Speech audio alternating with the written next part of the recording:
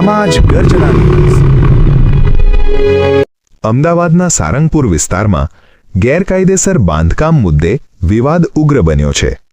કાપડીવાડ વિસ્તારમાં રહેતા અરવિંદ લાલુજી રાઠોડે કેટલાક સ્થાનિક ઇસમો સામે ગંભીર આક્ષેપો સાથે પોલીસ અને અમદાવાદ મ્યુનિસિપલ કોર્પોરેશન સમક્ષ લેખિત રજૂઆત કરી છે। માહિતી મુજબ તારીખ 31 માર્ચ 2026ના રોજ બપોરે લગભગ 4:30 અરવિંદભાઈ તથા તેમની વૃદ્ધ માતા ઘરમાં એકલા હાજર હતા।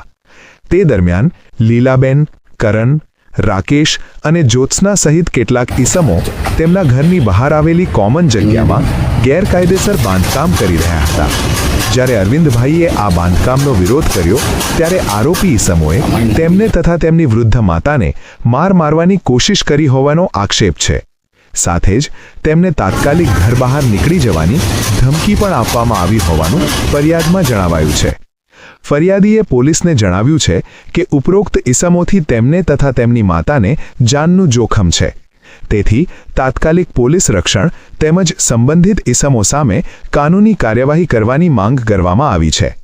આ ઉપરાંત ગેરકાયદેસર બાંધકામ દૂર કરવા માટે અમદાવાદ મ્યુનિસિપલ કોર્પોરેશનના કમિશનરને પણ લેખિત અરજી કરવામાં આવી છે।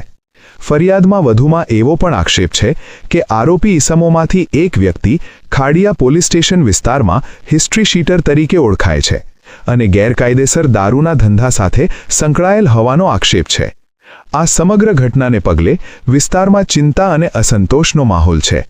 હવે પોલીસ તથા મ્યુનિસિપલ તંત્ર દ્વારા શું પગલાં લેવાય છે તેના પર સૌની નજર છે। વધુ અપડેટ માટે જોડાયેલા રહો। સમાજ ગર્જના ન્યૂઝ હમણાં જ લાઈક કરો, ચેનલને સબસ્ક્રાઇબ કરો।